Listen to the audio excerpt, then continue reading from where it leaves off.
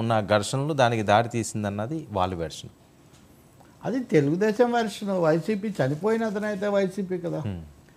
కాబట్టి తప్పకుండా నిన్న మనం మాట్లాడినప్పుడే నేను చెప్పా, జగన్ అక్కడికి వెళ్తాను అని ఒకసారి ప్రకటించాక బెంగళూరు నుంచి వచ్చి అతను వెళ్ళటం అంటే ఖచ్చితంగా ఉద్రిక్తత, వివాదము, పోలీసులు అనుమతి, దీని అంతటికి అసలే రిటర్న్ గిఫ్ట్ సంస్కృతి చాలా ఎక్కువగా ఉంది కదా. అంతకుముందు చంద్రబాబు వెళ్తానంటే ఏ ఆటంకాలు ఇన్ని జరిగాయో అవన్నీ మళ్ళీ పునరావృతం అవుతాయి. కాబట్టి సో జగన్ దీన్ని తీవ్రంగా, అంటే ఇది వరకు ఓదార్పు యాత్ర చేస్తారని లేకపోతే మళ్ళీ జనంలోకి వెళ్తారని రకరకాలైన కథనాలు నడిచాయి. అవన్నీ ఎక్కువ భాగం ఊహాగానాలు లేకపోతే అంచనా, ఊరికి అనుకోవడాలు.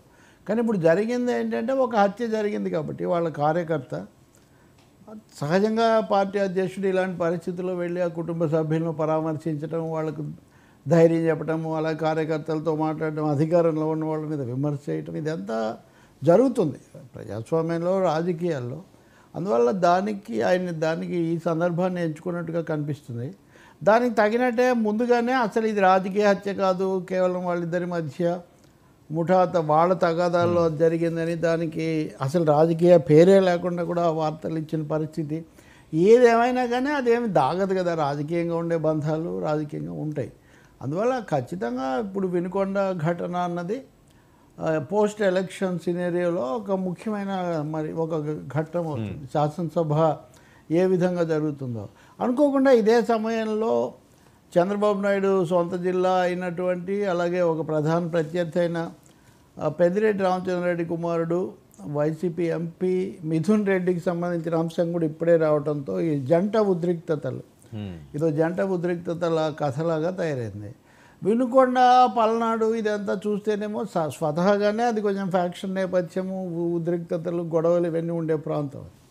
కాబట్టి వినుకొండ, నరసరావుపేట, సత్తెనపల్లి కొంతవరకు ఇప్పుడు అక్కడంతా కూడా జరుగుతున్నాయి ఆ బెల్ట్ అంతా కూడా. కాబట్టి ఎక్కడ జరిగితే ఎక్కువగా రగులుకుంటుందో అక్కడే ఈ రాజకీయ రణరంగం మళ్ళీ రగులుకున్నట్టు కనిపిస్తుంది. పోనీ ఎవరు తగ్గట్లేదు. అవును, తెలుగుదేశం వాళ్ళు కూడా ఎంతసేపటికి వాళ్ళే చేశారంటున్నారు. ఇప్పుడు తాజాగా నేను వస్తూ చూస్తుంది సత్తెనపల్లిలో గ్రామంలో ఇరుపక్షాలు కూడా కొట్టుకున్నాయని పోలీసులు, ఆసుపత్రి ఇవన్నీ కూడా కనిపిస్తున్నాయి. కాబట్టి ఒక ఉద్రిక్త వాతావరణం అయితే పెరుగుతుంది, కొనసాగుతుంది ఆంధ్రప్రదేశ్లో అనిపిస్తుంది. వీళ్ళు గెలిచిన అత్యుత్సాహంలో వీళ్ళు ఓడిపోయినటువంటి ఒక విధమైన దీంట్లో నిస్పృహలో వాళ్ళు ఎవరిది పై చేయి అన్న పద్ధతి కూడా మొదలైనట్టుగా ఖచ్చితంగా కనిపిస్తుంది. ఇది అవాంఛనీయం. బేసిక్గా నేను చెప్పింది ఉద్రిక్తత పెంచుకోవటం కంటే కూడా నువ్వు అన్నట్టు ఒక కొత్త ప్రభుత్వం కాస్త ప్రశాంతంగా ప్రారంభం కావటం, ఒక భిన్నమైన సంకేతాలు వెళ్ళటం అనేది అది రాష్ట్రానికి మంచిదై ఉండేది. ఎందుకంటే గతంలో ఆ ప్రభుత్వము ముఖ్యమంత్రి రాగానే ప్రజావేదిక కూల్చేశారు, విధ్వంసం మొదలైంది, గొడవలు ఎక్కువయ్యాయి, ఇది కదా జరిగింది. కానీ ఏదో ఒక విధంగా ఆ రోజు అక్కడ వైసీపీ ఆఫీసుకు వాటిని కూల్చివేయడంతో మొదలు పెడితే ఏదో రోజు ఒక వార్త. ఇవి కాకుండా చాలా దురదృష్టకరంగా చిన్నారుల మీద, మైనర్ బాలికల మీద అత్యాచారాలు, అదృశ్యాలు, శవాలు కనిపించకపోవడాలు, అధికారులు కూడా అదృశ్యం కావడాలు, ఇట్లాంటివి. సో ఇవన్నీ అంత సరైన వాతావరణం కాదు. ఈ వాతావరణాన్ని చక్కదిద్దాల్సిన అవసరం ఉంది. Good beginning, well began is half done అంటారు. సరిగ్గా మొదలైతే అది సగం పని అయిపోయినట్టే. ఇక్కడ పథకాల వరకు ఒక 2-3 పథకాల్లో కొన్ని చర్యలు తీసుకున్నా మళ్ళీ అక్కడ కూడా తప్పటడుగులు ఉన్నాయి. మళ్ళీ ఈ జీపీఎస్ అది ఎవరిచ్చారు, అమ్మ ఒడి మీద కొంత గందరగోళము, అస్పష్టత రావడానికి కారకులు ఎవరు, వైసీపీ మీద విమర్శ చేయొచ్చు, ఎదురుదాడి చేయొచ్చు, మీరేం చేశారు, లేకపోతే మీకు అనే అర్హత లేదు, ఇవన్నీ అనొచ్చు. కానీ అదే సమయంలో మరి చాలా అనుభవము, చాలా అవగాహన, స్పష్టతతో వచ్చిన ప్రభుత్వంలో ఎందుకు ఇవి జరుగుతున్నాయి, ఇలాంటి ప్రశ్నలు కూడా ఉన్నాయి. సో తొలి అడుగుల్లోనే కొంచెం చక్కదిద్దుకోవాల్సిన అవసరాలు కనిపిస్తున్నాయి. సార్, జగన్మోహన్ రెడ్డి గారు ప్రస్తావించినట్లుగా అంత నరమేధం, అసలు దేశంలో ఎక్కడా లేనటువంటి దారుణమైన పరిస్థితి 45 రోజుల్లోనే ఆంధ్రప్రదేశ్లో కనిపిస్తుంది అన్నది, అది రాజకీయ పరంగా విమర్శ లేకపోతే అంత దారుణం జరుగుతుందా? ఇప్పుడు ఆయన ప్రధానమంత్రి మోదీకి రాసినటువంటి లేఖలో 31 మంది హత్యకు గురయ్యారు, 37 మంది ఆత్మహత్య చేసుకున్నారు, 2700 కుటుంబాలు ఇల్లు వదిలి వెళ్ళిపోయాయి, ఇన్ని వందల ప్రైవేట్ ఆస్తులు, ఇన్ని వందల ప్రభుత్వ ఆస్తులు ధ్వంసమయ్యాయి, ఇలాంటి జాబితా ఇచ్చారు. ఇలాంటి ఘటనలు అక్కడక్కడ జరుగుతున్న మాట అయితే నిజమే. సంఖ్య ఖచ్చితంగా ఎంత తెలుగుదేశం వాళ్ళు కూడా మా వాళ్ళు ఇది 10 హత్యలో 12 హత్యలో మా వాళ్ళు కూడా చచ్చిపోయారని చెప్తారు వాళ్ళు. ఎందుకంటే కొంచెం దాడులు పరస్పరం చేసుకునేవి కూడా ఉన్నాయి. ఏదైనా ఒకటైతే నిజం కదా, ఇప్పుడు జగన్మోహన్ రెడ్డి పాలించినంతకాలం అరాచకం తాండవిస్తోంది, ఎవరు బతికే పరిస్థితి లేదు, సామాన్యుడు నడి రోడ్డు మీదకి వచ్చేది లేదు, ఈ మాటలన్నీ వినపడ్డాయి మనకు. అది ఒక 3 ఏళ్ళ తర్వాత. ఇదేమో మొదటి రోజు నుంచి ఇప్పుడు ఆ లేఖలో రక్తం పారుతుంది, ఇంకెవరు రావడం లేదు, అది ఇదంటే ఉద్రిక్త వాతావరణం అయితే ఉంది, ఒక అసహనం అయితే తాండవిస్తుంది. ఏం జరుగుతుంది, ఇది ఎందుకు ఇట్లా ఉంది అనే ఒక అనిశ్చితి మటుకు ఇటు వ్యాపార వర్గాల్లో అటు సామాన్య ప్రజల్లో కూడా నెలకొన్న మాట మటుకు నిజం. ఒక ఉద్రిక్తత, కొంచెం ఒక విధమైన అభద్రత కనిపిస్తున్న మాట మాత్రం నిజం. అందులో ఇంకా వేరే అభిప్రాయం ఏం లేదు. దాన్ని ఇంకా వెంటనే మాది రాక్షస పాలన అయితే నీది భూతాల పాలన అని ఎవడో ట్వీట్ పెడుతున్నాడు మొన్న. సమాధానం భూతాలు, దయ్యాలు, రాక్షసులు, పిశాచాలు, మీరు ఏ భాష అన్నా వాడండి, కానీ సాధారణ రాజ్యాంగబద్ధమైన ప్రజాస్వామిక ప్రశాంత పరిస్థితులు రావాలన్నమాటగా ప్రజలు కోరుకుంటారు. రెండవది ఎవరు రైటు ఎవరు తప్పు, ఎవరు ఏ పార్టీ, ఎవరు ఎప్పుడు మారారు, ఎవరు ఎప్పుడు తప్పు చేశారు, దీనికంటే సామాన్య పౌరులు కోరుకునేది ఏంటంటే ఒక సాధారణ వాతావరణం ఉండాలి. అంటే వేరే విషయాలు వాడి జీవిత సమస్యలే వాడికి ఉన్నాయి, అవి వదిలేసి ఇవి ఎక్కడ వాడు చేసుకుంటాడు. కాబట్టి పరిస్థితిని చక్కదిద్దాల్సిన అవసరం మాత్రం ఉంది. ఇది కేంద్రం చక్కదిద్దుతుందని నేను అనుకోవట్లేదు. అసలు కేంద్రాన్ని అడగడంలో అది ఐ థింక్ వీ క్లియర్లీ అది చాలా పొరపాటు, కేంద్రాన్ని అంత తొందరగా అడగటము. ఇంకోటి, కేంద్రాన్ని ఏం అడుగుతావు, అక్కడ డబుల్ ఇంజన్ సర్కార్ ఇది. డబుల్ ఇంజన్ సర్కార్లో మీరు ట్రబుల్స్ను మీరు ఫిర్యాదు చేస్తే ఉపయోగం ఏముంది? మోదీ గారి సర్కారు కాదని ఎవరంటారు? మాట్లాడితే చంద్రబాబు అయినా పవన్ కళ్యాణ్ అయినా బీజేపీ కంటే ఎక్కువగా తరచూ ఎన్డీఏ అని, కేంద్రం అని, మోదీ హయాంలో అభివృద్ధి అని ఇవన్నీ చెప్తున్నారు కదా.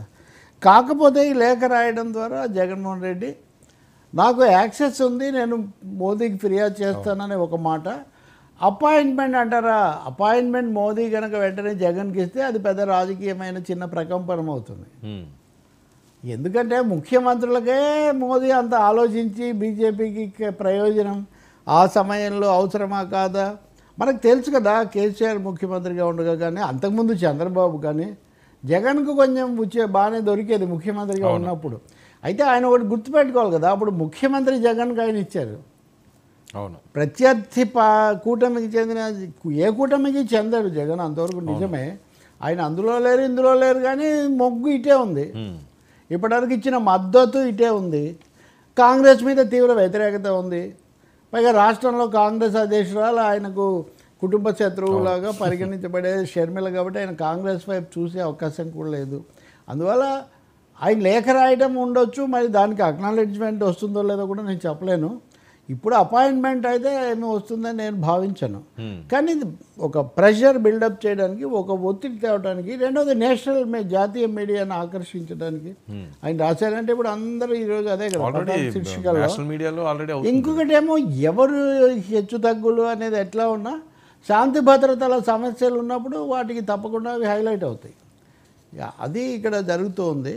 దీన్ని ఎలా మళ్ళీ సాధారణ స్థితికి తేవాలి వేగంగా అన్నది చంద్రబాబు ప్రభుత్వానికి ఉన్నటువంటి కీలకమైన సవాల్. సో ఓవరాల్గా ఇప్పుడు వినుకొండకి వెళ్తే అక్కడ కూడా 144వ సెక్షన్ ఉంది, అది సులభంగా అనుమతించారు అని మనం అనుకున్నది. 144 అంటే నలుగురికి మించి ఉండకూడదని. ఈయన ప్రతిపక్ష నాయకుడు కూడా కాదు, ఈయనకే హోదా లేదు, ఈయనకి ఇంతగానే ఇటువంటివి కూడా ఉన్నాయి. ఎట్లాగో ఆయనకు సీట్లు అయితే లేవు, కానీ ఆ బాధ్యత లేదా స్థానం అక్కడ ఏదైనా జరిగితే ప్రభుత్వానికే కదా. ఇప్పుడు ఆయనకు ఒక బుల్లెట్ ప్రూఫ్ వాహనం ఇచ్చారు, అది 2 చోట్ల ఆగిపోయిందట. ఆగిపోయింది అనేది అయితే కనిపించవచ్చు లైవ్లో.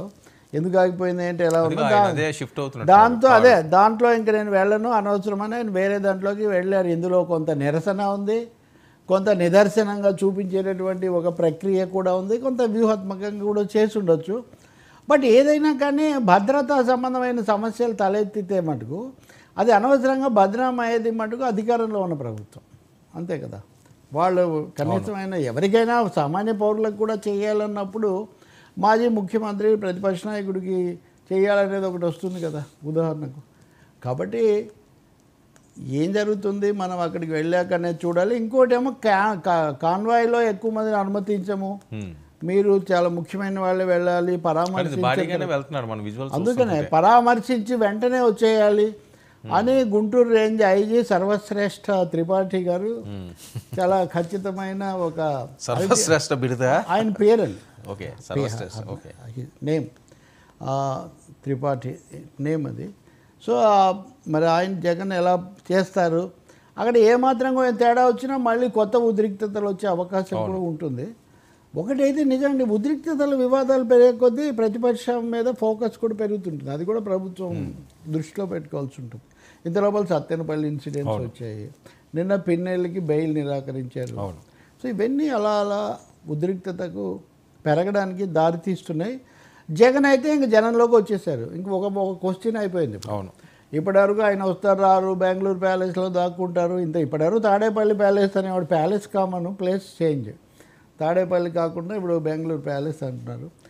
సో ఎట్లా వెళ్తారు, మళ్ళీ మా ప్రభుత్వం వస్తుందని చెప్పి ఆయన ప్రజలను వదిలేసి ఎక్కడికో తన పార్టీ వాళ్ళని కనీసం. అవునండి, వాళ్ళకి ఏంటంటే ఓడిపోయినప్పటికీ కూడా 40% ఓటింగ్ రావడం ఉంటుంది, ఆ ఫోకస్ ఉంటుంది, వాళ్ళకు ఉండే స్థానం. ఎవరిని ప్రజాస్వామ్యంలో ఎవరిని లేకుండా చేయలేరండి, ఎవరి స్థానం వాళ్ళకు ఉంటుంది.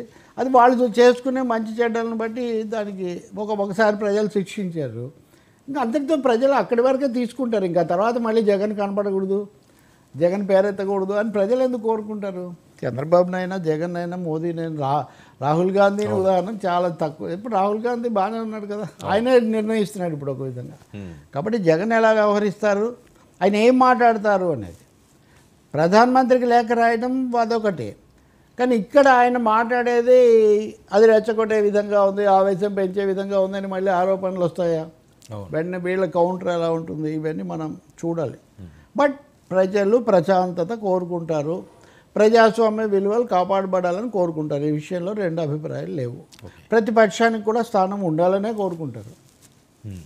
సార్ ఏంటి బుల్లెట్ ప్రూఫ్ కారు ఆగిపోవడం, ఇది మళ్ళీ ఇదొక రచ్చ ఇలా ఉన్నది. బుల్లెట్ ప్రూఫ్ కావాలన్నది చాలా సెక్యూర్డ్ సేఫ్గా ఉండే కార్స్, అవి కూడా ట్రబుల్ ఇచ్చిందని వేరే కారులో వెళ్తున్నారు, అది కొద్ది సెన్సిటివ్ ప్లేసు. నిజమే, అది మరి తగిన జాగ్రత్త తీసుకొని ఉండాలి, అవునా కాదా. మళ్ళీ తర్వాత ఇప్పుడు ప్రతిదీ వివాదమే కదా, బస్సు బ్రహ్మరథం పోటీబడి కాటులాడ ఏదైతేనేమని కాళోజీ కవిత రాసినట్టుగా ప్రతిదీ వివాదాస్పదము. ఆ వివాదము చేయబడుతుందా చేస్తున్నారా అనేది ఎట్లా ఉన్నా అసలు అవకాశం లేకుండా చేయాలి కదా. అక్కడ ఏదో ఉన్నట్టుగానే దానికి పాతది ఇచ్చారని ముందు నుంచే రాస్తున్నారు, చెప్తున్నారు. అది కాస్త ఆగిపోయిందని ఇప్పుడు ఇలా ఎక్కారు. వేటు సి దాని మీద మళ్ళీ సంబంధిత శాఖ ఇప్పుడు వాళ్ళు ఇంకోటి కూడా చెప్పొచ్చు, అసలు ఇది ఇవ్వడమే ఎక్కువ, మీకు అసలు ఏమీ అవసరమే లేదు, మాకేం బాధ్యత లేదు, మేము చాలా ఉదారంగా ఇచ్చాము అన్నది అధికార పార్టీ వాదనలాగా ఉంది. నా ఉద్దేశంలో ఇలాంటి సమస్యలు రాకుండా చూసుకోవడం చాలా మంచిది. అవును, ఒక ఎస్ఓపి అంటే స్టాండర్డ్ ఆపరేషనల్ ప్రొసీజర్స్ పాటిస్తే కనుక ఈ సమస్యలే రావు. వ్యక్తులను బట్టి, పార్టీలను బట్టి, సందర్భాన్ని బట్టి, మన అనుకూలత ప్రతికూలతను బట్టి ఇవి చేయకూడదు. వీటికి ఒక ఎస్ఓపి పాటించాలి అంతే. సరే, ఒక విషయం ఓకే, ఈ పార్టీల పరంగా ఇది కూడా వివాదం అవుతుంది. అదే ఇప్పుడు వీళ్ళనే కాదు కదా సార్, ఏమైనా అదృశ్య శక్తులు కూడా ఇన్వాల్వ్మెంట్ ఉండొచ్చేమో కొన్ని అంశాల్లో రెచ్చగొట్టడానికి, కానీ దీన్ని అడ్వాంటేజ్గా తీసుకుంటాం. ఇప్పుడు అదే కదండి, ఇప్పుడు జీపీఎస్ అనేది మళ్ళీ కొనసాగుతుంది అని ఎవరు జీవో ఇచ్చారు అని తెలియదు, కొన్ని బొమ్మలు వేస్తున్నారు, వీళ్ళైతే ఇచ్చారు అదృశ్య శక్తి అని కొన్ని మీడియాల్లో. ఆ ప్రభుత్వం ఏమో ఆ విధంగా ఏం ప్రకటించలేదు, కానీ వాళ్ళకి తెలియకుండా ఇది ఎలా వచ్చింది, ఎర్రమట్టి దిబ్బల జీవో ఎలా వచ్చింది, ఇంకోటి ఎలా వచ్చింది, కనీసం 3-4 కనిపిస్తున్నాయి కొద్ది రోజుల్లో. అమ్మకు వందనం అందులో కొద్దిపాటి కన్ఫ్యూజన్కు గ్యాప్కు అవకాశం ఎవరిచ్చారు, ఇవన్నీ ప్రశ్నలు కదా. అంటే మరి ఇమీడియట్గా తక్షణం వీటన్నిటిని పర్యవేక్షించడానికి చంద్రబాబు నాయుడు గారు ఒక అధికారిని, ఒక సీనియర్ని ఎవరినైనా ఏర్పాటు చేయలేదా? అంటే చూడకుండానే ఉత్తర్వులు విడుదలైపోతున్నాయా? ఇలాంటి ప్రశ్నలు ఉత్పన్నం అవుతున్నాయి ఇక్కడ ఇప్పటికే. అందులో ఇవి కలుస్తాయి, అవి అన్నా కనీసం అడ్మినిస్ట్రేటివ్ అట్లాంటివి. కానీ ఇవి ప్రత్యక్షంగా శాంతి భద్రతలు లేకపోతే వివాదాలు పెంచేవైతే ఒక్కోసారి పర్యవసానాలు తీవ్రంగా కూడా ఉండొచ్చు. కాబట్టి వీటన్నిటి నుంచి నేర్చుకోదగిన గుణపాఠం ఏంటంటే, సీఎంఓ తాలూకు పర్యవేక్షణ ఇంకొంచెం పటిష్టం కావాల్సిన అవసరం ఉంది. ఈ మాట చెప్తే మీకేం తెలుసు, మేము 14 ఏళ్ళు లేకపోతే దేశంలోనే అని నిజమే అది. అంత ఉంది కాబట్టే మేము పొరపాటుగా అవకాశం ఉండకుండా మరింత జాగ్రత్త తీసుకోవాల్సిన అవసరం అయితే కనిపిస్తుంది. ఎందుకంటే ఇప్పటికీ 3-4 గ్యాప్స్ చాలా స్పష్టమైనవి, చాలా ప్రభావాత్మకమైనవి కనిపిస్తూ ఉన్నాయి. అలాగే శాంతి భద్రతలకు సంబంధించి కూడా నిన్న స్వయంగా హోంమంత్రి గారు అనిత గారే చాలా బాధాకరం, చిన్నారుల మీద ఇలా ఎందుకు జరుగుతుంది, దీని మీద మేము ప్రత్యేకించి స్టడీ చేయడానికి దీన్ని కూడా ఒక బృందాన్ని ఏదో చేయబోతున్నామన్న పద్ధతిలో కూడా ఆమె మాట్లాడుతున్నారు. అంటే హోంమంత్రికే ఆందోళన, బాధ, ఆవేదన. చంద్రబాబు గారు కూడా మొన్న మాట్లాడారు. కాబట్టి వాళ్ళే ఆవేదన అంత వ్యక్తం చేస్తున్నారంటే ఇంకొంచెం పగడ్బందీగా పటిష్టంగా చేయాల్సిన టీచింగ్ ట్రబుల్స్ ఉంటాయి. ఎంత అనుభవం అయిన ముఖ్యమంత్రి, పాత ప్రభుత్వాలు, పార్టీలు అయినా ఎప్పటికప్పుడు న్యూ బిగినింగే కదా. అందులో ఈ రోజుల్లో వేగము, సోషల్ మీడియా, రకరకాల ప్రచారాలు, అందుకని కొంచెం కట్టుదిట్టం చేయాల్సిన అవసరము ఉంది. కొంచెం అసహనం తగ్గించాల్సిన అవసరం కూడా ఉంది. అంటే వినుకొండ ఉదంతం జరిగిన హత్య, దానికి సంబంధించిన విచారణ, దాని నియంత్రణ అటువైపు వెళ్తే చాలా మంచిది తప్ప వినుకొండ హత్య కొత్త వివాదాలకు దారి తీయకుండా, అనర్థాలకు దారి తీయకుండా ఉండాలని కూడా మనం కోరుకోవాలి. ఎందుకంటే ఆ ప్రాంతం దానికి ఉన్న నేపథ్యం. అంటే ఇప్పుడు జగన్మోహన్ రెడ్డి గారు ఈ టూర్ నేపథ్యంలో చాలామంది చాలా రకాలుగా వివిధ కథనాలని వాళ్ళు వండి వాడుస్తున్నారు. ఇందులో భాగంగా ఏంటంటే తెలుగుదేశం పార్టీ చేసిందా, జనసేన లేకపోతే వీళ్ళ మీద కక్ష, జగన్మోహన్ రెడ్డి మీద కక్ష, ఇవన్నీ పక్కన పెడితే ఏవైనా రెచ్చగొట్టడానికి అల్లరి మోకులు, చిల్లర మోకులు జగన్మోహన్ రెడ్డి గారు నువ్వు అటాక్ చేయడం అవసరం లేదు, జస్ట్ టచ్ చేసినా అది ఇష్యూ అయిపోద్ది. అది కదండి భయం. ఖచ్చితంగా అలాంటివి జరగకూడదనే మనం కోరుకోవాలి. అందుకే అవాంఛనీయ శక్తులు, అసాంఘిక శక్తులు, కుట్రపూరితమైన శక్తులు సమాజంలో ఎప్పుడూ ఉంటాయి. అవి అటు ఇటు ఉంటాయి. అటు ఇటు కాకుండా ఇరువైపులా కూడా రెచ్చగొట్టే ఉంటాయి. ఇప్పుడు ఎందుకంటే ఇప్పుడు అధికారులే అటు ఇటు వెంటనే మారిపోతారు, అటు ఉన్న వాళ్ళు ఇప్పుడు అవుతారు. ఉదాహరణకు నిన్న మనం చూస్తున్నాం కదా, జేసీ ప్రభాకర్ రెడ్డి దగ్గరికి ఆయన ఎవరో అడ్వకేట్ మీ పార్టీలో చేరతానంటే ఆయన మొత్తం ఎత్తుకుపోయి బయటపడేస్తున్నారు. ఇది వీడియో కూడా కనిపిస్తుంది మనకు. గతంలో ఎప్పుడో తెలుసుకునేవాళ్ళం, చదివేవాళ్ళం, ఏదో మాలాంటి వాళ్ళు కామెంట్ చేస్తే వినేవాళ్ళు. ఇప్పుడు అది కాదు కదా. కాబట్టి ఇప్పుడు ప్రతిదీ కూడా ప్రతి క్షణం ప్రత్యక్ష ప్రసారాలు అన్న పద్ధతిలో సాగుతున్నప్పుడు ప్రభుత్వాల బాధ్యత, అడుగులు చాలా పకడ్బందీగా ఉండాల్సిన అవసరం ఉంది. ఇంకోటి పాత లెక్కలు తీసి అప్పుడు అది జరగలేదా, ఇప్పుడు ఇది జరగలేదా అంటే ఇప్పటిది మాకు కనిపిస్తుంది, ఇప్పుడు దీని మీద మేము మాట్లాడతాం అన్నట్టుగా, స్పందిస్తాం అన్నట్టుగా ఉంటుంది. ప్రతిస్పందన కూడా చాలా వేగంగా ఉంటుంది. కాబట్టి ఇవన్నీ దృష్టిలో పెట్టుకోవాల్సిన అవసరం ఉంది. కేవలం ఈ teams, social media teams, media teams అది వరకు చేసిన పనే ఇప్పుడు కూడా వాళ్ళ పని అదే, వాళ్ళు చేయగలిగింది అది, వాళ్ళు అదే చేస్తుంటారు. కానీ ప్రభుత్వంలో ఉన్న వాళ్ళ పాత్ర అది వేరు కదా. ఓకే, ప్రతిపక్షం కూడా ఎలా ప్రతిపక్షానికి కూడా బాధ్యత ఉంటుంది. అందులో గత పాలక పార్టీ కాబట్టి. కానీ వాళ్ళ మనుషులు హత్యకు గురయ్యాడు అనేది ఇక్కడ చెప్తున్నారు. కాబట్టి చూద్దాం మరి హోంమంత్రో లేకపోతే ఇంకెవరన్నా ప్రముఖ నాయకుడు దీని తరఫున ఏం వివరణ ఇస్తారు. అధికారుల సమస్య కూడా ఉంది ఇక్కడ. ఇప్పుడు జగన్ రాసిన లేఖలో ఇప్పటికే ఒక 24 మంది ఐఏఎస్లను, 27 మంది ఐపీఎస్లను పని లేకుండా పక్కన పెట్టారు అని ఒక ఆరోపణ. అంటే పాలిటిక్స్, లా అండ్ ఆర్డరే కాదు, అడ్మినిస్ట్రేషన్ సంబంధంగా కూడా ఆయన ఒక ఆరోపణ చేస్తున్నారు. ఆయన కూడా కొన్ని చేస్తుంటారు నిస్సందేహంగా. ఏపీ వెంకటేశ్వరరావు పాపం చివరి వరకు. కాబట్టి వాళ్ళు మేము చేస్తే ఒక విధంగా ఉంటుంది. కానీ ఒక సమస్య ఉంది. చంద్రబాబు నాయుడు అప్పటి వాళ్ళకే పోస్టింగ్లు ఇస్తున్నారని ఆయన్ను బలపరిచే లేదా ఆయనకు అనుకూలంగా ఉండేవాళ్ళే రాస్తున్నారు. చంద్రబాబు కూడా మొన్న ఆయన మీడియాతో కూడా అన్నారు శ్వేతపత్రాల సమయంలో. ఆ తర్వాత అంతర్గతంగా కూడా ఆయన అన్నారు ఏమని అంటే, ఎక్కడి నుంచి తీసుకొస్తాను నేను కొత్త వాళ్ళను, 20 మందిని పక్కన పెడతాను, 30 మందిని పక్కన పెడతాను, అందరినీ పక్కన పెడితే జగన్ దగ్గర పని చేయని అధికారి, ఉద్యోగి ఎవరు ఉంటారు? ఖచ్చితంగా ఆయన పక్కన కూర్చున్నాడు, ఆయనకు లెఫ్టినెంటు, నమ్మకస్తుడు అంటే వేరు. కానీ అందరూ అప్పుడు పైగా మన బ్యూరోక్రసీ కూడా ఎలా తయారైందంటే వాళ్ళు ఒక ఐడియా చెప్తే వీళ్ళు ఇంకో 2 ఐడియాలు ఇచ్చి చేసే పరిస్థితి. కాబట్టి administration, law and order administration కూడా కుదుపు గురైన పరిస్థితి. వీటన్నిటి నేపథ్యంలో ఈ సవాళ్ళు వస్తున్నాయి మనకు. ఇప్పుడు వినుకొండలో అంటే ఇంకో చోట, అక్కడ పల్నాడు అంటే అక్కడ ఎవరున్నారు, అంతకుముందు ఏం చేశాడు, ఆయన మీద ఏం ట్రోల్స్ జరిగాయి, ఇలాంటివి. సార్ మరొక విషయం, వైసీపీ వాళ్ళు కొంతమంది మాట్లాడేది ఏంటంటే జగన్మోహన్ రెడ్డి గారికి ప్రమాదం పొంచి ఉంది, ఆ భయాందోళనతో వాళ్ళు ఉంటున్నారట. గతంలో కూడా ఆ సిచ్యువేషన్ ఉంది కాబట్టి కొన్ని చాలా సీరియస్గా ఉండేది. ఆయన ఎక్కడికి వెళ్ళినా ఏం చేసినా సెక్యూరిటీ చాలా హై సెక్యూరిటీతో ఆయన వెళ్ళేవారు. కానీ ఇప్పుడు ఈయన ప్రతిపక్షంలో ఉన్నారు కాబట్టి, అధికారంలో లేరు కాబట్టి సెక్యూరిటీ పరంగా కొద్దిగా తగ్గించడం కూడా ఆందోళన కలిగిస్తుంది. ఆయనకి థ్రెట్ ఉంది అని చెప్పి భావిస్తున్నారు. ఇదేంటి రాజకీయ పరంగా మాట్లాడే అంశం అంటారా, లేకపోతే ఆ పార్టీల కార్యకర్తలు నాయకులు అదే అవుతారు కదా, థ్రెట్ పర్సెప్షన్ వాళ్ళ. ఇప్పుడు ప్రాంతీయ పార్టీలు పూర్తిగా వాళ్ళ మీద ఆధారపడి ఉంటాయి. సో టార్గెట్ అంతా కూడా వాళ్ళే ఉంటారు. చంద్రబాబు నాయుడుకు ప్రమాదం అనే కదా ఇప్పుడు ఆయన ఇంటి దగ్గరికి జోగి రమేష్ వాళ్ళు వెళ్ళినప్పుడు, నీళ్ళు వచ్చినప్పుడు, ఆ తర్వాత జెడ్+++ ఇట్లా లోకేష్కు ప్రమాదం అంటే ఆయనకు కూడా ఒక ఇది ఏర్పాటు చేశారు. ఒక దశలో పవన్ కళ్యాణ్ గురించి కూడా ఆయనకు కూడా పెట్టారు.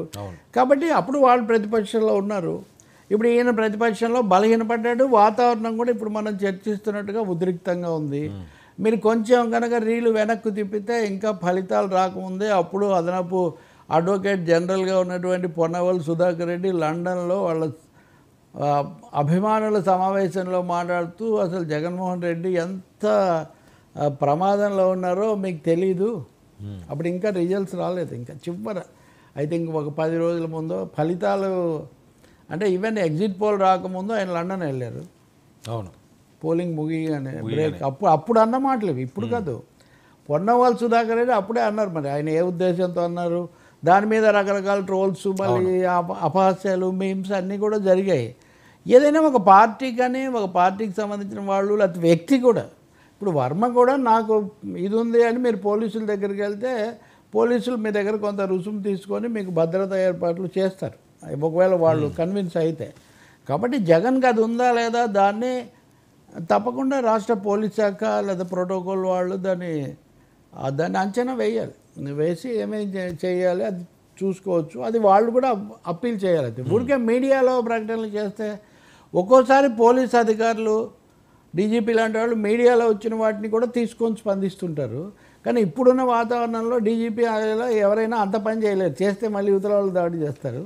కాబట్టి వైసీపీ భావన అదే అయితే వాళ్ళు అధికారికంగా తమ అభ్యర్థనను ప్రభుత్వానికి అందజేయటం సరైన పద్ధతి.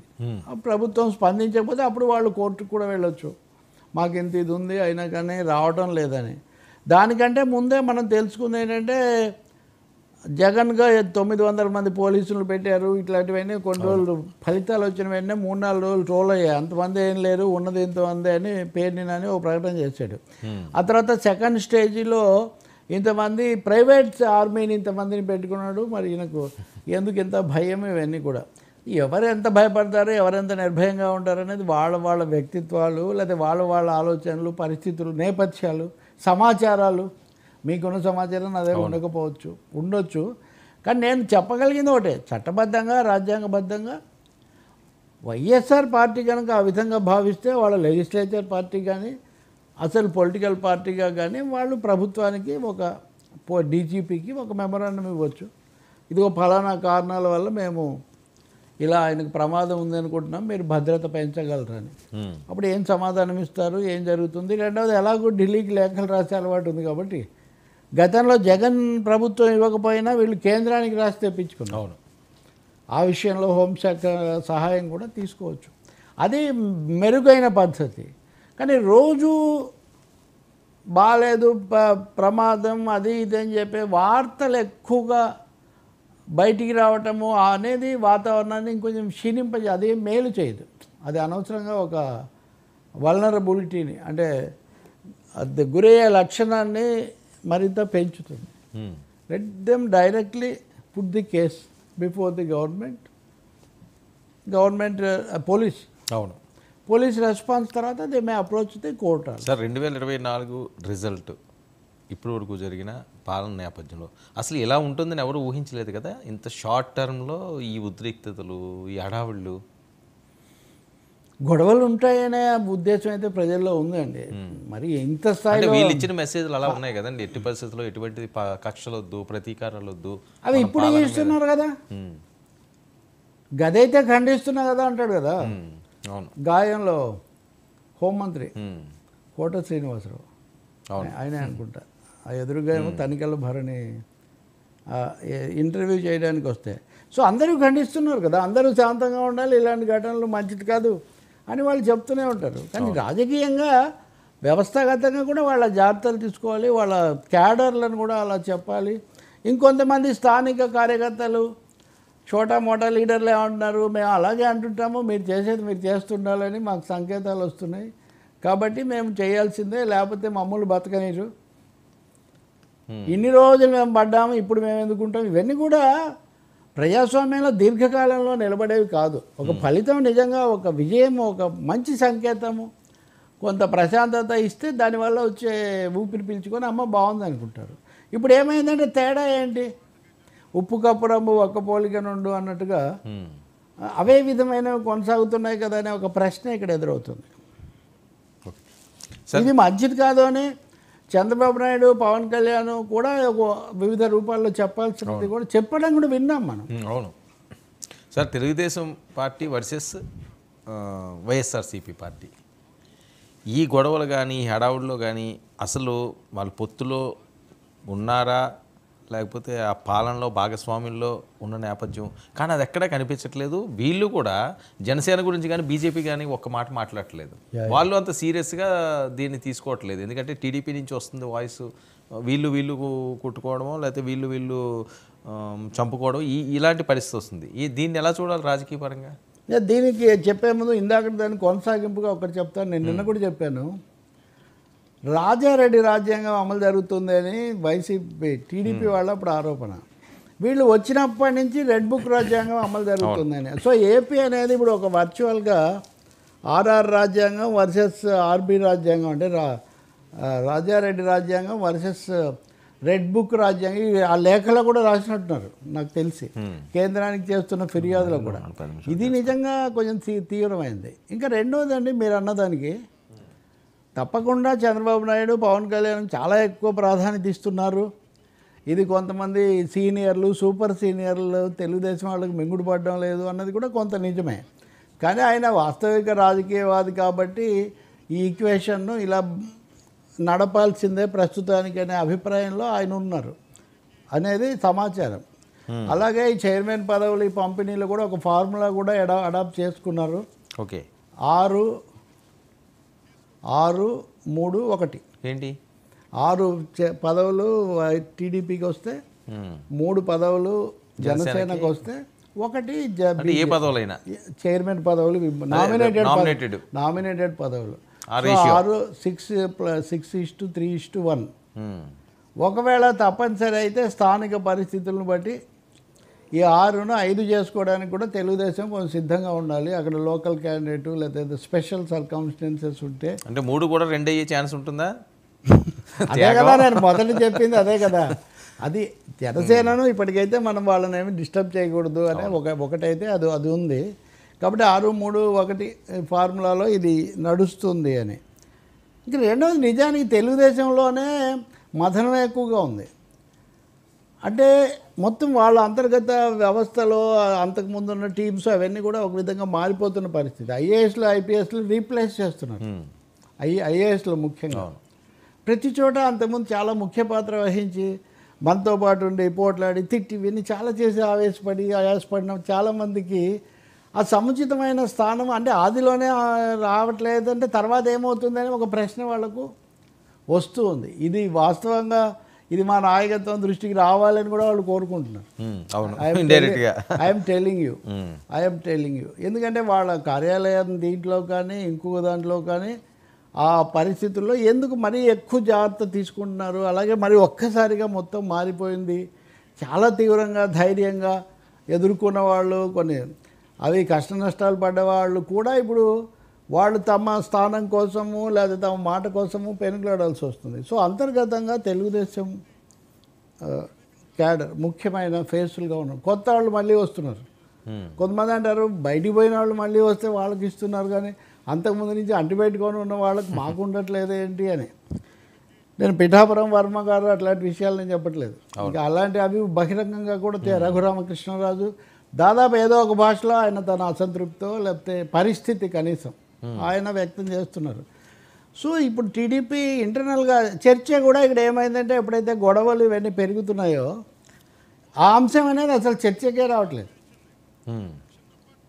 కాబట్టి ఒకవైపునేమో వాడితో పంచుకోవాల్సి వచ్చింది కాబట్టి పదవులు తగ్గాయి, రెండో వైపున అధికారుల విషయానికి వస్తేనేమో అధికారులు లేరు కాబట్టి జగన్ ఉన్నప్పుడు వాళ్ళు చాలామంది కొనసాగుతున్నారు, అసలు ఇవేవీ లేకుండా కొనసాగుతున్నారు కొంతమంది. నా దగ్గర కొన్ని పేర్లు ఉన్నాయి, వాళ్ళకి ఎందుకు కొనసాగుతున్నారో తెలియదు. వాళ్ళు 2014-19లో ఉన్నారు, 19-24లో ఉన్నారు, 24-29లో కూడా వాళ్ళు ఉండబోతున్నారు. వాళ్ళకి ఇప్పటికే ఎక్స్టెన్షన్లు ఇవన్నీ వచ్చేసాయి. ఓకే, కొంచెం అంతర్గత పరిస్థితి ఇది వాళ్ళకి కొంచెం ఇబ్బందిగా ఉన్నది. అంటే అధికారులు అండి నామినేటెడ్ అంటారా?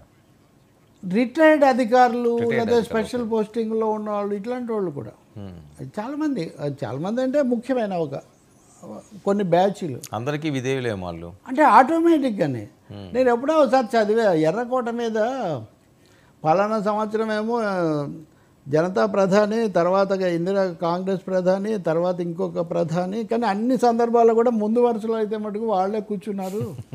ఇప్పుడు మీరు తెలంగాణలో కూడా చూస్తారు, టీడీపీ, కాంగ్రెస్, బీఆర్ఎస్, మళ్ళీ కాంగ్రెస్ వాళ్ళే ఉంటారు. అవును, పార్టీలు మారిపోయినా జెండాలు మారి ఉంటాయి కానీ అజెండా మటుకు అధికారం అనుకునే వాళ్ళకి ఇబ్బంది ఉండదు. కానీ ప్రాబ్లం ఏంటంటే ఈ 5 ఏళ్ళు మేము గట్టిగా నిలబడి ఇదంతా చేసిన వాళ్ళకు ఎందుకు ఒక్కసారిగా ఈ మార్పు వస్తుంది, అబ్జార్ప్షన్ ఎందుకు జరగడం లేదు, ఇది ఒక్కసారి పక్కన పడిపోతే ఇంకా అలాగే పక్కన అవుతామేమో, ఓకే, ఇలాంటి సందేహాలు కొన్ని ఉన్నాయి. ఈ జనసేనకు సంబంధించి ఈ ఫార్ములా ఉన్నప్పటికీ కూడా కొన్ని చోట్ల పవన్ కళ్యాణ్ స్వయంగా హెచ్చరించారు కదా, రౌడీయిజం అనే పదం వాడడం ఎంత తీవ్రం అండి. రౌడీయిజానికి నేను భయపడినాను కాబట్టి ఇల్లు చక్కబెట్టుకోవాల్సిన కార్యక్రమం కూడా చాలా ఎక్కువగానే ఉన్నట్టు కనిపిస్తుంది. సార్, ఈ జరుగుతున్న ఈ అల్లర్లు వీటి మీద ఉప ముఖ్యమంత్రి గారు ఏమైనా సీరియస్గా యాక్షన్ తీసుకునే అవకాశం ఉంటుందా? జనరల్గా అప్పీల్ చేయడము, సాధారణంగా పిలుపులు ఇవ్వడము, లేకపోతే ఇలాంటివి మంచిది కదని చెప్పడం అని కాక ఆయన ఏదో ముఖాముఖి ఘర్షణ పెట్టుకొని వాళ్ళకంటే భిన్నంగా మాట్లాడేది ఉండకపోవచ్చు, కానీ స్థానిక స్థాయిలో ఆ సమస్య కూడా ఉంది. ఉదాహరణకు ఆమె ఎవరో ఒక ఎంపీనో ఎమ్మెల్యేనో పచ్చ చొక్కాలు జాగ్రత్తగా ఉండాలి అని ఒక బోర్డు లాంటిది కూడా పెట్టి దాదాపు ఒక జాబితా కూడా విడుదల చేశారన్న. ఇది అసత్యం కాదు, ఇది నిజమే, ఇది నిజమే. అంటే ఇంక మేము ఇంత కష్టపడి తెచ్చుకుంది ఏంటంటే చివరికి ఎమ్మెల్యేలు, మంత్రులు తప్ప ఇక మిగిలిన చోకాళ్ళు పార్టీ శ్రేణులు అంటే ఒక పదం వాడుతుంటాం కదా మనం, శ్రేణులు అనే వాళ్ళకి అసలు ఏమీ ఉండదా? అవును, వైసీపీ ఉన్నప్పుడు అంతా చేస్తే అధికారంలోకి వచ్చాకని వాళ్ళు అన్నారు, అంతకుముందు అన్నారు. ఇప్పుడు అలా కాకుండా జాగ్రత్త పడతాము, మీ కార్యకర్తలను జీవితంలో నేను మర్చిపోనని చంద్రబాబు నాయుడు గారు చాలాసార్లు చెప్పారు. కానీ ఇక్కడేమో అసలు నా సంతకం ఉంటే తప్ప నేను కనీసం 3 నియోజకవర్గాల పేర్లు ఉన్నాయి నా దగ్గర, నా సంతకం ఉంటే తప్ప మీరు ఏది అవతలాడు ఎంత పెద్దవాడైనా, అంత మాజీ ఎమ్మెల్యే అయినా లేదు అక్కడ స్థానిక పితామహుడైనా సరే నా సంతకం ఉంటే తప్ప మీరు చేయకూడదని వాళ్ళు వార్నింగ్స్, అఫీషియల్ వార్నింగ్స్ శ్రీముఖాలు ఇస్తున్నారు. సో దాంతో కొంచెం ఇదంతా సర్దుబాటు కావాల్సిన ఒక పరిస్థితి ఏర్పడుతుంది తెలుగుదేశంలో. ఇంక ఇవన్నీ అయి ప్రజల దాకా వచ్చేది ఎప్పుడు, అది ఒక పెద్ద ప్రశ్న. సార్, ఏంటి పొంగనూరు మళ్ళీ ఉద్రిక్త పరిస్థితులు, ఈ ఫార్ములా కూడా అమలు జరగడానికి వచ్చినప్పుడు ఎట్లుంటుందో చూడాలి మనం. అవును, 631 బీజేపీ వాళ్ళలో ఒక అసంతృప్తి, అది సీట్లు తక్కువ తీసుకుంటే విజయం కూడా మనకు అంతగా లేదు. అవును, అసలు మన పేరు ఎక్కువగా రావడం లేదు, ఎంతసేపటికి జనసేన అంటున్నారు, ఆశావాహులు ఎక్కువ ఉన్నారు, దేశం అంటే కాదు 4 రోజులు ఊరుకోండి, కేంద్రంలో మన పరిస్థితి అంతగా లేదు అని వాళ్ళకు కేంద్రం కొంచెం నచ్చజెప్పే ప్రయత్నం చేస్తుంది. సార్, పొంగనూరు మళ్ళీ ఉద్రిక్తత ఇంకా అది మళ్ళీ కాదండి, అది అలాగే ఉంటుంది. ఇంకా అక్కడ పల్నాడు అంతా ఇదే పరిస్థితి. అది పలనాడు కంటే కూడా అది వేరే ఒక మలినాడు లాంటిది, అంటే అది ఒక ఇటు. ఏంటి సార్ అసలు పొంగనూరు అంటే చంద్రబాబు ఆ ఇష్యూ దగ్గర నుంచి ఇదిలా రగులుతానే ఉంటుంది కదా, చాలాసార్లు చెప్పుకుంది కదా. పెడితే వాళ్ళకు మొదటి నుంచి కూడా అక్కడ వాళ్ళకు వైరుధ్యం ఉంది, దానికి తగినట్టు ఆయన బాగా చలాయించారు, అంత చక్రం తిప్పారు. ఆ చక్రాన్ని చంద్రబాబు మీద కూడా ప్రయోగించి అరెస్టులు చేయడం, రాళ్ళు విసురుకోవడం ఇట్లాంటివి జరిగాయి. సో అది ఇమీడియట్ నెక్స్ట్ టార్గెట్ అయింది. కాదు, ఇద్దరు గెలిచారు కదా. అవును, మిథున్ రెడ్డి కూడా మళ్ళీ గెలిచారు. సో అతన్ని ఆ రెండో రోజే మొదట మిథున్ రెడ్డి దగ్గరే మొదలైంది. ఆయన అక్కడ ఏదో హాల్లో మీటింగ్ పెట్టుకోవడం, వెళ్ళనివ్వకపోవడం ఇవన్నీ కూడా జరిగాయి. ఇలాంటివి అవాంఛనీయం, ఇవి తగ్గించుకోవాలి. ఉద్రిక్తతలు లేకుండా ప్రశాంతంగా ఉండాలి. అయితే వాళ్ళిద్దరికి మధ్యలో ఆ వైరుధ్యం ఎప్పటికీ ఉంటుంది. అది చిన్నప్పటి నుంచి ఉన్నదట అది వీళ్ళకి, ఒక స్కూల్ రోజుది డేస్ కాదు, నుంచి. ఒకనాటి మాట కాదు అన్నట్టుగా అది ఒక రోజు వైరుధ్యం కాదు. అది అట్లా ఉంటుంది. వాళ్ళ ప్రయోజనాలు కూడా ఉంటాయండి. ఎవరు ఊరికినే పోట్లాడుకోరు. కరెక్ట్. రాజకీయ నాయకులు లేదా వాణిజ్యవేత్తలు రెండు శిబిరాలుగా ఉండి ఎందుకు పోట్లాడుకుంటారు? ప్రయోజనాల కోసం, ఆధిపత్యాల కోసం పోట్లాడుకుంటారు. అక్కడ ఆ ప్రాంతాన్నో ఇంకో దాన్నో పెట్టుకోవడం కోసం. అక్కడ కంట్రోల్ చేస్తే తప్ప మిగిలిన చోట్ల నిలబడదు అనే ఒక ఇది కూడా ఉంటుంది. అవును. సో ఆ కారణంగా అవతరాలు కూడా తగ్గరు. ఇప్పుడు ఏదో టెంపరీగా బాగాలేకపోయినా బేస్ పోగొట్టుకోకూడదని. సో ఇది ఒక బేస్ వార్ లాంటిది అనమాట. సార్ టీడీపీ ఇప్పుడు వేయాల్సిన అడుగులు ఏంటి తక్షణం ఈ సిచ్యువేషన్లో? ఒకటి అంతర్గతంగా కూడా అంటే పాజిటివ్ అట్మాస్ఫియర్, సానుకూల వాతావరణము పెరగడానికి ఎక్కువగా చర్యలు తీసుకోవాలి. ఆ అస్పష్టతలకు అవకాశం లేకుండా రేపు ఓట్ ఆన్ అకౌంట్ బడ్జెట్లో అయినా ఆ వాగ్దానాలు పూర్తిగా అమలు చేస్తున్నారు అనే ఒక అభిప్రాయం కలిగించాలి. మూడోది, చంద్రబాబు నాయుడు బహిరంగంగా చాలాసార్లు పైకే చెప్తున్నట్టుగా ఇలాంటి ఘటనలు పెరగకుండా ఎక్కడో అసెంబ్లీ సమావేశాల నుంచి అయినా రాజకీయ చర్చ వైపు, రాజకీయ వాదోపవాదాల వైపు నడపాల్సిన అవసరం ఉంది. ఈ లోపల మీరు ఏమేం చెప్తారో అసెంబ్లీకి చెప్పవచ్చు. అవి చట్టబద్ధంగా న్యాయస్థానాలు ఆ రీత్యా మీరు చర్యలు తీసుకోవచ్చు. అంతేగాని ఊరికనే ఉద్రిక్తతలు, ఒకరినొకరు రెచ్చగొట్టుకోవడాలు, ఒకరి మీద ఒకరు దాడులు చేసుకోవడాలు, ఇలాంటి వాటి వల్ల వాతావరణం మరింత దిగజారుతుంది. వచ్చిన వాళ్ళ మీద కూడా ఆ ప్రభావం పడుతుంది. ఓకే. జగన్మోహన్ రెడ్డి గారు పాత్ర, ఇంకా ఆయన ఏదైతే గతంలో ఓదార్పు అనుకున్నారో ఇంకా అది స్టార్ట్ చేస్తున్నట్టే అనుకోవచ్చండి. మరొక విషయం, ఆయన జాగ్రత్తలు కూడా తీసుకోవాల్సిన అవసరం ఉంది కదా జరుగుతున్న ఈ నేపథ్యంలో. ఖచ్చితంగా. అంటే మీరు అనేది భద్రత గురించి తప్పకుండా తీసుకోవాలి. ఆయన ఆ పార్టీ కూడా ఒకసారి పార్లమెంటరీ పార్టీ సమావేశం ఈరోజు ఉందని నేను ఎక్కడో చదివా, ఈరోజు రేపు నిన్న అత్యవసర సమావేశం అయితే వాళ్ళు ఆ విషయంలో ఏంటంటే వాళ్ళు కూడా కొంత తమ విమర్శనాత్మకంగా పోస్ట్ ఎలక్షన్ వైఖరి ఏంటి, ప్రజలకు ఏం చెప్తారు, ఏం మార్చుకుంటారు వాళ్ళు కూడా అనేది ఒకటి ఉండాలి. రెండవది, తమ వైపు నుంచి కూడా ఎలాంటి ప్రొవొకేషన్లు లేకుండా చూడాల్సిన అవసరం ఒకటి ఉంటుంది. మూడవది, కేంద్రం ఏదో ఆదుకుంటుంది, కేంద్రం నా వైపు వస్తుంది అనే భ్రమ జగన్మోహన్ రెడ్డి విడనాడాలి. కనీసం అంటే లోపల ఉండొచ్చు, ఈయన 11 స్థానాలను వాళ్ళు వాడుకోవచ్చు. కానీ ఇప్పుడు తన ప్రభుత్వం యొక్క మనుగడకు కీలకమైన 2వ స్థానంలో మద్దతు ఇస్తున్న తెలుగుదేశాన్ని కాదని మోదీ తననేదో పిలిచి పెద్దపీట వేస్తారు అన్నది భ్రమ. తనకు ఇబ్బంది లేకుండా చూసుకోగలుగుతారేమో, మహా అయితే కేసులు లేకుండా, అరెస్టులు లేకుండా తన వరకు. మిగతావి కూడా ఎలా పరిణమిస్తాయో మనం చెప్పలేము. బీజేపీతో కలిసిన వాళ్ళందరూ దెబ్బతిన్నారండి. అది జేడిఎస్ కానీ, అది అక్కడ జేడీయూ కానీ, లేకపోతే బీజేడీ కానీ, అన్ని పార్టీలు కూడా, చిరాగ్ పాస్వాన్ కానీ, ఇవన్నీ కూడా. సో ఈ పరిస్థితుల్లో బీజేపీ ప్రస్తుత పరిస్థితిని ఉపయోగించుకొని ఏపీలో టీడీపీ, వైసీపీ మధ్యలో గండి ఇంకా పెంచడానికి, వాటి మధ్యలో తనేదో స్థానం సంపాదించడానికి పవన్ కళ్యాణ్ ఆధారంగా వాళ్ళు ఎక్కువ ప్రయత్నం చేస్తారు. అందుకని వాళ్ళేదో ఇక్కడంతా చాలా ప్రశాంతత కోరుకుంటారు, జగన్కి అండగా నిలబడి టీడీపీని ఎదుర్కొంటారు అనేది పొరపాటు. అది అలా ఏం జరగదు. ఆయన మనుగడ వరకు ఉంటే ఉండొచ్చు, అది వేరే విషయం. సార్, మరొక బ్రేకింగ్ సార్, ఇది మైక్రోసాఫ్ట్ సర్వర్లో సాంకేతిక లోపం ఉంటుంది. ప్రపంచవ్యాప్తంగా విమాన సేవలోకి తీవ్ర అంతరాయం అట. అంతేకాకుండా అమెరికాతో సహా అనేక దేశాల్లో నిలిచిపోయిన విమాన సేవలు మైక్రోసాఫ్ట్ సర్వర్లో వచ్చిన సాంకేతిక లోపం వల్లని ఈ సమస్య. ఘటనపై విచారణ జరుపుతున్న మైక్రోసాఫ్ట్ సంస్థట. అంటే బ్యాంకింగ్లు కానీ, మీడియాలు కానీ, ఆన్లైన్ సేవలు, టికెట్ బుకింగ్లపై తీవ్ర ప్రభావం. ప్రపంచవ్యాప్తంగా అమెరికాతో సహా అంతర్జాతీయంగా మీడియా, విమాన, బ్యాంకింగ్ తదితర సేవలపై అంతరాయం ఏర్పడింది. ఇది చాలా తీవ్ర పరిణామం అండి. అంటే అన్ని మన కంప్యూటర్స్ వాటి మీద నెట్వర్కింగ్ మీద ఆధారపడి ఉన్న నెట్వర్కింగ్లో ఇలా ఆగిపోవడం అనేది ఈ మధ్య 2-3 సార్లు ఇలాంటి సమస్యలు కూడా పెరుగుతున్నాయి. ఒకటి, వాటి వినియోగం పెరగడము, కొత్తవి కూడా ప్రయోగించి చూడడము, ఇందువల్ల సమస్యలు రావడం, భద్రతా సమస్య కూడా వస్తుంది. ఉదాహరణకు ఈ ఫ్లైట్స్ అవి వచ్చినప్పుడు అందుకని అది వస్తుంది. ఇప్పుడు హఠాత్తుగా మనకు ఇప్పుడు ఎక్స్, ట్విట్టర్ లాంటివి కూడా ఆగిపోతుంది.